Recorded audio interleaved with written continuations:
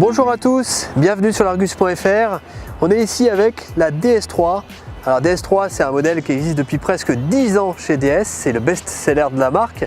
Et pourtant, il sera remplacé à moyen terme par un tout nouveau modèle que nous vous invitons à découvrir dès aujourd'hui à l'ADN, au centre de style de la marque DS. Allez, on y va. Et cet autre véhicule, c'est celui-là, le DS3 Crossback. Donc le petit frère DS7 Crossback qui est sorti l'année dernière, un petit SUV urbain qui va venir concurrencer les Audi Q2, Volkswagen T-Roc ou encore Mini Countryman.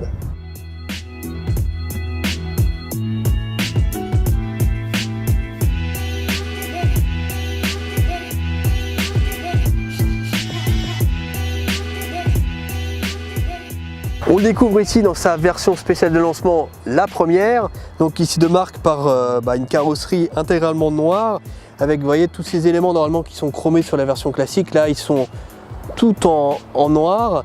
On a aussi un toit de couleur rouge ou encore des jantes en alliage noir. Pour accompagner la clientèle de l'actuel DS3 vers ce nouveau petit SUV, DS est parti sur un format assez court, 4,12 m, c'est bien plus petit que ses principales rivales. Et justement, au niveau de la DS3, on retrouve certains clins d'œil, notamment au niveau de l'aileron de requin. Ça, c'est sympathique. DS a réussi à le garder. On a aussi ce toit flottant, donc d'une couleur dissociée de celle de la carrosserie. Et en règle générale, on voit qu'on a quand même un style assez marqué avec des grandes jantes, ces petites nervures sur le côté, sur les portes. Donc niveau look, c'est quand même réussi. À l'arrière aussi, on a beaucoup de sportivité avec une double sortie d'échappement.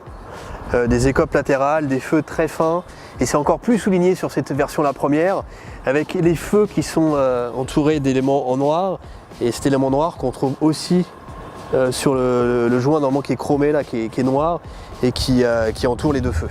Allez, venez avec moi, maintenant on va tout de suite aller voir à l'intérieur du DS3 Crossback, et avant ça vous allez voir qu'il y a une petite originalité. Comme chez Tesla ou Land Rover, on a des poignées de porte affleurantes, ça c'est vraiment sympa. À l'intérieur du DS3 Crossback, on retrouve certains points communs avec le DS7 Crossback, donc son grand frère, notamment au niveau de la console centrale et toutes ces commandes de vitres, ces guillochages façon clou de Paris, le même levier de vitesse de la boîte automatique EAT8. Il y a également quelques originalités comme cette console centrale qui reprend la trame DS, donc au niveau de la forme des touches sensitives et des aérateurs. Et justement au niveau des aérateurs, l'autre originalité, ce sont les aérateurs latéraux qui sont implantés directement dans la portière et qui permettent d'élargir un peu la vision de la planche de bord. Alors là on est ici dans la version la première qui se démarque par une sellerie bracelet spécifique dont la teinte rouge reprend celle du DS7 Crossback la première. On retrouve cette couleur sur la planche de bord avec ses inserts cuir et surtout ce point perle typique de DS. Sur cette version, on a aussi un équipement technologique assez poussé avec un écran de 10,3 pouces du système multimédia qui reprend d'ailleurs tous les graphismes du DS7 Crossback. On a une instrumentation entièrement numérique, donc ça sera de série sur toutes les versions. Un système audio de Focal Electra 12 haut-parleurs, plus de 500 watts. Et on a aussi un équipement qui devrait intéresser les geeks, avec la possibilité de déverrouiller et démarrer le moteur via son téléphone portable. Et ça c'est vachement pratique si on veut prêter sa voiture par exemple.